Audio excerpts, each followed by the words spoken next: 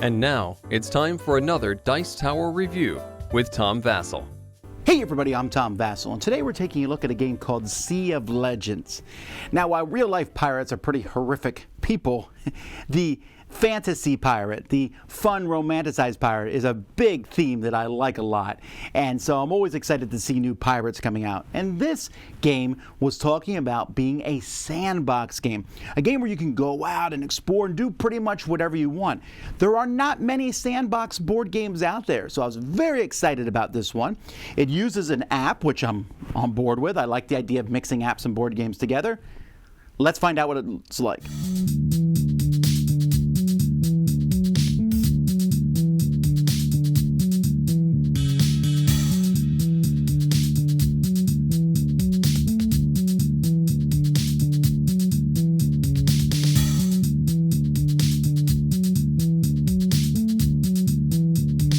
In this game, you're going to pick a captain. This game comes with 4 captains. We have Tun, we have Spell, we have Kahina, and we have Cesar. You're also going to have an app, and in this app, you're going to start an adventure, deleting my saved one that I had, and then you'll just add the players. So, for example, I'm playing with Captain Tun. I'll select him, and we'll play Captain Spell, and we'll play with Captain Kahina. So let's say we're playing a 3-player game. Then it says we're going to scan the lover and nemesis cards for each of the players' captains. Now I don't know why it says scan, but there's a lot of different cards in the game, and you can randomly or pick somebody who's going to be your nemesis or who's going to be your lover. You can pick either one, and there's lots of people in here to pick from. So you'll just add that sort of thing in.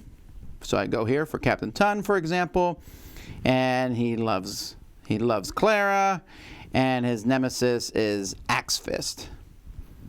And you confirm that, and you'll go through each person and do that. You're also then going to be picking some NPC factions. You're always going to be fighting against the Spanish, but there's a lot of NPC factions. Now, not all these come in the base game, but the top ones do. So I could say, okay, I'm going to fight against the Atlantean usurpers and the British Empire. And then, boom, we go to this new turn, whose turn it is. So the rest of the setup and everything else will be from the rule book. So I'm not going to go over all the rules of the game, but I just want to give you kind of a basic idea of how it works.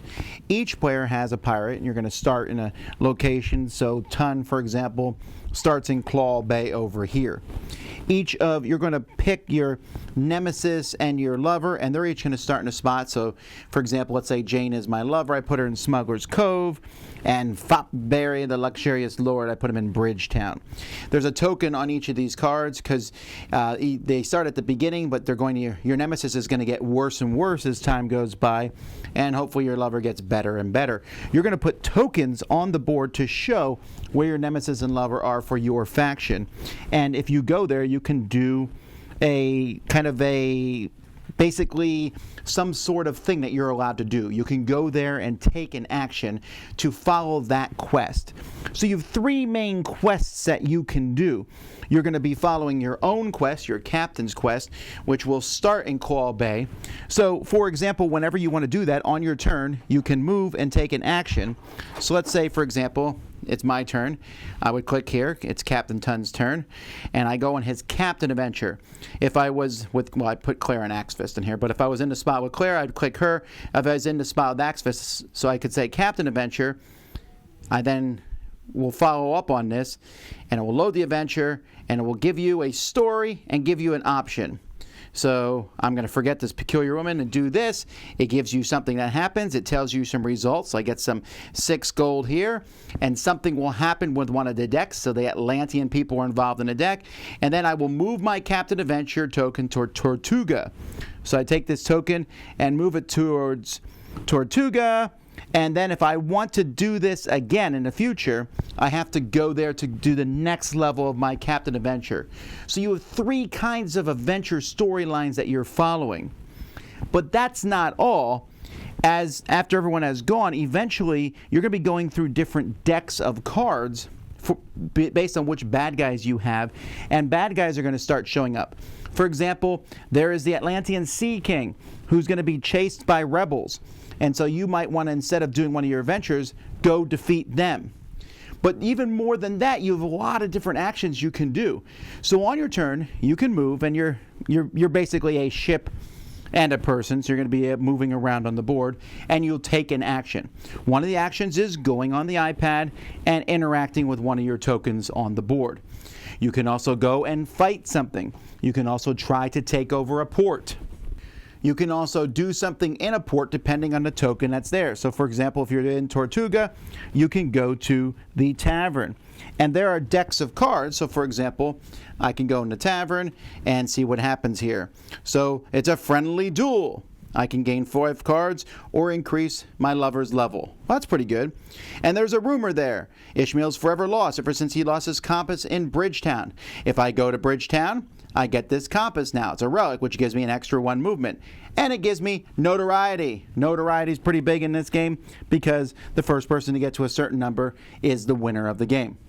Each player has their own captain card here, which gives you a special ability. You start with a pretty meaningless ship, although there are different spots on the board where you'll be able to increase your ship, which will increase the number of dice you roll when you're fighting with it. It might increase how far it can move. This one can't move very far. And so they all have different numbers on them. And when you increase your ship, you're also getting notoriety. Adventures can give you notoriety. Lots of different things in this game can give you notoriety. In fact, on some islands, you can spend doubloons by burying treasure to get notoriety. You also have crew up here. You can exhaust this to get an extra movement, exhaust this to change one of your die results, exhaust this to get a bonus die, and you can stop at various spots on the board and hire more crew. I might get the privateer, the accountant, the gambler, the scallywag, and it will cost money to hire these people, but they also have special abilities, and you have a certain number of crew that you can hold, which is one of the numbers on your ship. At many points in the game, you're going to be rolling for challenges. You have 4 captain dice that you'll roll in every challenge, and the other things can give you bonus dice. And it might say challenge 6, for example. Well, I'm not doing too well there because I have a total of 4 here. Whenever you roll the captain's wheel, you can do whatever symbol is here.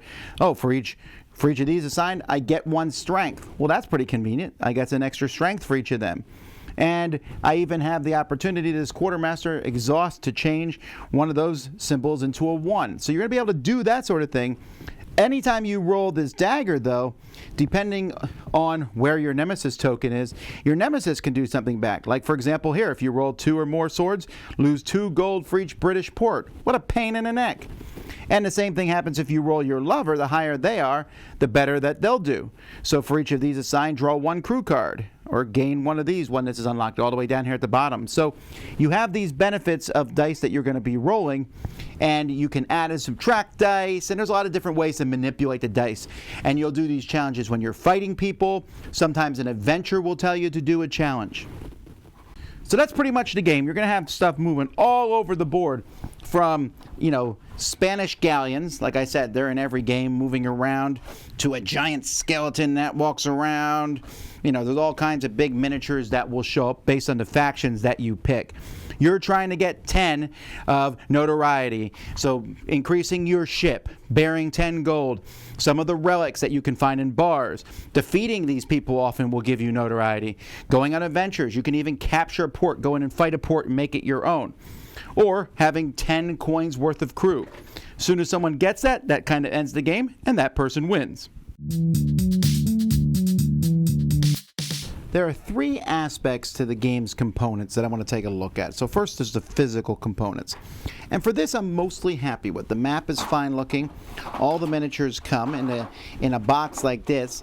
Now the cards themselves, which I found the cards to be pretty difficult because you have to they use the same backs for a lot of cards that you have to go through, especially with the factions. I almost wish they could have differentiated them out.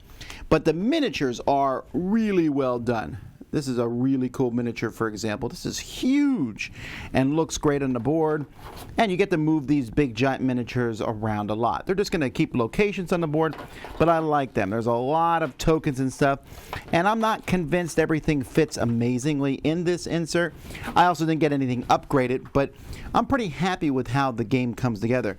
The art is also pretty neat. There's all kinds of various people, the captains themselves. I call this guy Tom, and he's Ton. Well, he also, anyway. Yeah, they all look neat. I like how they look. The different stats on them are very easy to tell apart.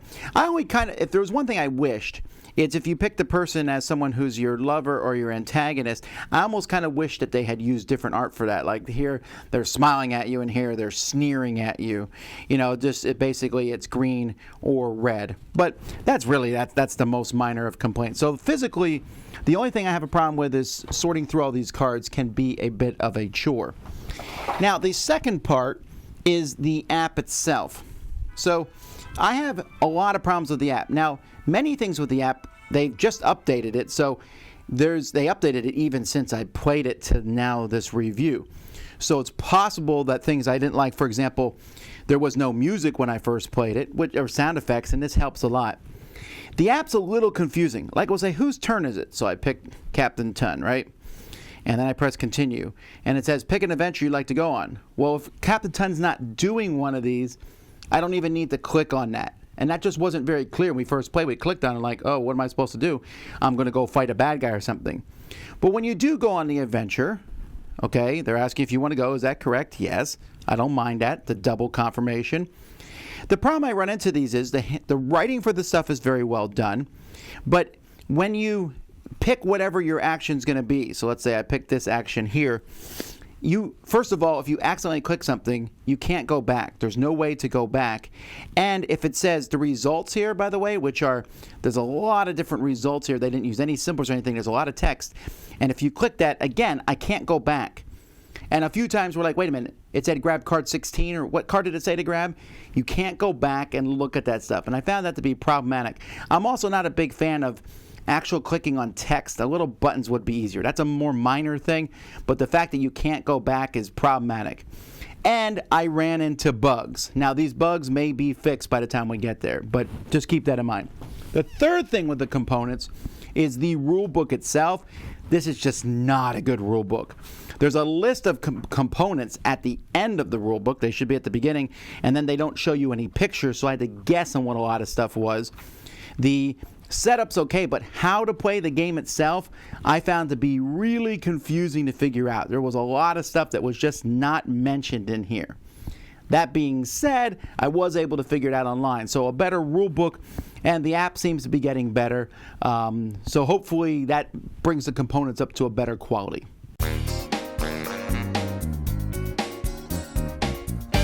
So this is a really tough one for me because I wanted to love this game. And I wonder, in a year, maybe I will. For now, I cannot completely recommend it. The app still needs a lot of work. And honestly, for as much stuff's going on in this game, the app should also be handling things like, okay, the players are done. You pick the player order, 1, 2, 3. Now the bad guy stuff. That should be handled by the app. Instead of finding like 4 different piles of cards, that rule book is such a mess. I found this game just a struggle to get through just because it's like, okay, move this card here. It's not a complex game. It's move and take an action, or take an action and move. It's very simple. And many of the actions are really easy. And I like the complete spread of things you can do. Go attack a port, go do this. But like I said, there's a few problems. A lot of them center around the app. The app, it just isn't as clear as it could be. And again, I know there's a lot of people out there who hate apps and board games. They hate that combination. And this app almost is kind of a confirmation of that. I don't want that to be. And there's another pirate themed game with an app, the Plaid Hat one, which is amazingly integrated and does a fantastic job of playing that game with you. It's the same theme, same stuff going on, and that one is nigh perfect. This one is not. Now, this one could get there. The good thing about an app is you can keep updating it. The rule book's another problem, but if they have the app kind of walk you through and teach you the game and say, is this your first time you're going to a bar? Draw this card here. Then that would solve a lot of issues with the rule book too. I really feel like this game, the app should show you where to set things up, how to go here. It feels like a huge missed opportunity, and in fact, it feels like the app was rushed to get done, to get out there. I found mistakes in it, HTML tags that were off. Now, I'm sure that stuff's being fixed, and hopefully, like I said, maybe I'll come back in a year and be like, it's amazing now. But we'll have to wait and see.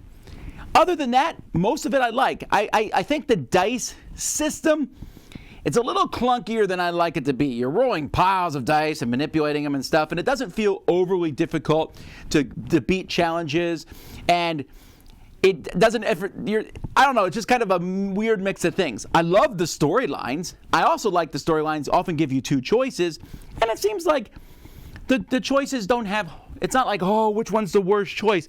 I mean, one might be worse than the other, but it might, like, for example, I meet someone, I can beat them up and steal their money, and so if I don't do it, maybe something good will happen to me. If I do it, I'll get some money, but maybe now the British are coming after me. That I don't mind. I like the fact that you have these interesting choices. It affects your relationship with the lover and nemesis. That part of the game is fantastic. I really enjoyed that. I enjoyed the bad guys a lot less. The game has a big problem with scaling. If you're playing this game by yourself or with a couple people, you spend so much of the game fighting off these bad guys, because these bad guys come and they can actually destroy and win the game, you know, some of them, and moving around and stuff. When there's multiple players, maybe one person fights off the bad guys and someone else goes on an adventure, and then this person goes on an adventure and I fight off some bad guys. I find it problematic when the smaller player counts, the bad guys feel much more overwhelming, and the game doesn't seem to do a good job scaling for that. Other than that, though, the sky's the limit. Sea of Legends is definitely an ambitious game. It's a sandbox game where you can go take over a port, rob a port, you know, try to manipulate it so other players have problems, deal with your lover, your nemesis, go on adventures. There's so much to like here. But it doesn't feel quite done. It doesn't feel like the product that was released was that good. And I'm only messing with the base game. I know that there's tons more factions and captains and all kinds of things that can be added. And that's neat. That's cool. But let's get what we have here right.